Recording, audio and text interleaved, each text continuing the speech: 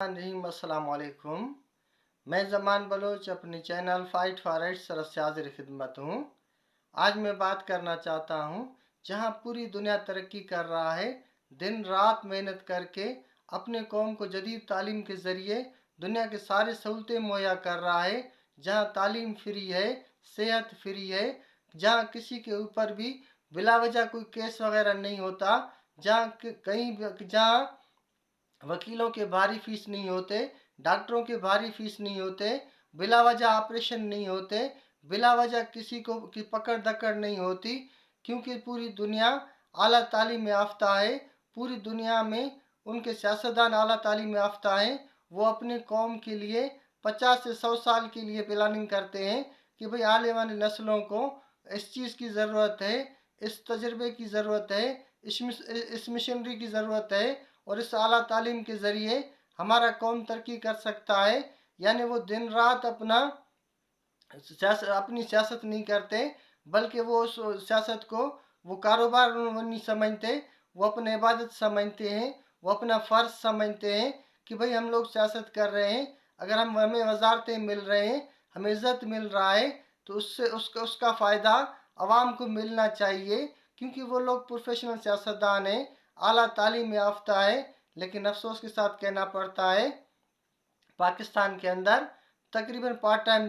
Job करने वाले सियासतदान हैं, सारे कारोबारी सियासतदान हैं, इंडस्ट्रियाँ इनकी हैं, फैक्ट्रियाँ इनकी हैं, जागीरें इनकी हैं। तो वो सबसे पहले वो अपना निज़ाम जागीरों के हिसाब से बनाना चाहते हैं, अपना निज़ाम अपने बच्चों के हिसाब से बनाना चाहते हैं, क्योंकि वो लोग मुल्क की तरक्की नहीं चाहते। वो किसी भी तरह से अपने 2 बच्चे या 3 बच्चे हों, उनका मुस्तकबिल देखकर वो उसी तरीके से अपना निज़ाम बनाना चाहते हैं। और सज़ा और जज़ा का निज़ाम तो वैसे भी नहीं बनाना चाहते,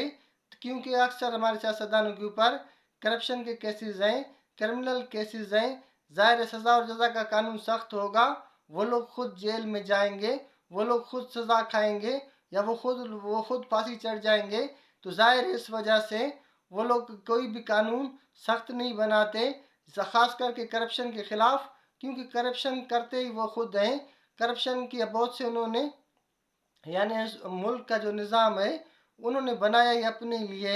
जिस तरह की उनकी तबीयत है, जिस तरह की उनकी तरबियत है, और जिस तरह की उनका तालीम है, क्योंकि वो आला तालीम याफ्ता नहीं है। 40 से 50 साल पहले उन्होंने जो तालीम लिया था, उस तालीम के ज़रिए जो भी टूटी फूटी तालीम है, आज भी अगर मुल्क का वज़ीर आज़म पर्ची उठाकर पढ़कर एक एक लफ्ज़ पढ़कर जो बताता है इंग्लिश में कि भाई आप ये मसले में ये बयान मैं दे रहा हूँ, हालांकि वो बयान उसका अपना नहीं होता, वो बयान किसी ने पीए ने लिख कर दिया होता है। तो उन पीएस के ज़रिए जो आला तालीम याफ्ता लड़के होते हैं या नौजवान होते हैं जो बेरोज़गार होते हैं, उनको वो तनख्वाह पर रख कर उनसे तकरीरें लिखवाते हैं, उनसे तहरीरें करवाते हैं, फिर उसके ज़रिए वो सियासत करते हैं। तो ज़ाहिर है वो उनका दिमाग इतना छोटा होता है, उनको उनको निज़ाम का पता ही नहीं होता।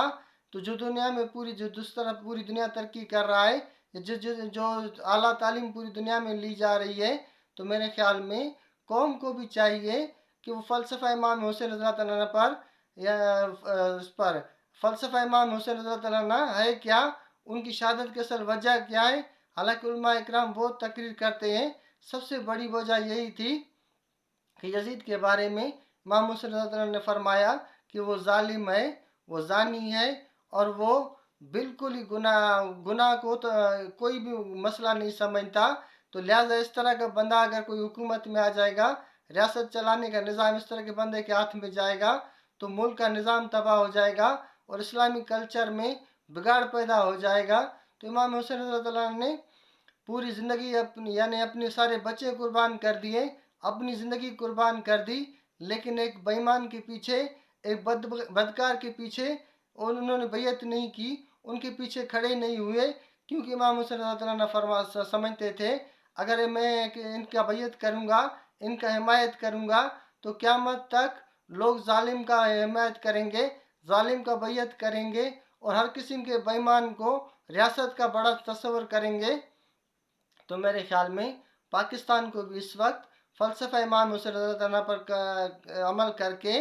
इस गंदे निज़ाम को ख़त्म करना चाहिए। साफ़ सुथरे लोगों को मौका देना चाहिए, जो आला तालीम याफ्ता हों, ईमानदार हों, इज़्ज़तदार हों, और सबसे बड़ी बात यह है उनके इतने बड़े कारोबार ना हो, तालीम उनका बड़ा हो। तालीम के ज़रिए मुल्क तरक्की कर सकता है। किसी ज़मींदार, किसी जागीरदार वो कभी भी वो नहीं चाहेगा पाकिस्तान का निज़ाम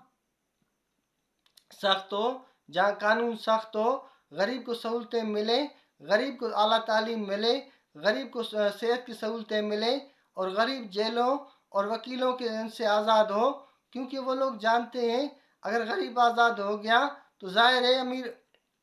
जागीरदार फिर सियासत नहीं कर सकता। फिर हर बंदा अमीर सियासत कर सकता है, हर बंदा हर ओहदे पर पहुंच सकता है। और यही जो वजह है पाकिस्तान को पीछे करने की और वो निज़ाम को ख़राब करने की। वो निज़ाम बनाए उन्होंने अपने लिए, तो पाकिस्तानी कौम को भी सोचना चाहिए और फ़लसफ़े इमाम हुसैन रज़ी अल्लाह तआला पर, मंशूर इमाम हुसैन रज़ी अल्लाह तआला पर अमल करके एक बेहतरीन हुक्मरान के लिए, अच्छे से हुक्मरान के लिए, और सारे पार्टियों को देखकर उनमें जो ईमानदार हैं, जो उनमें बेहतर हैं, अब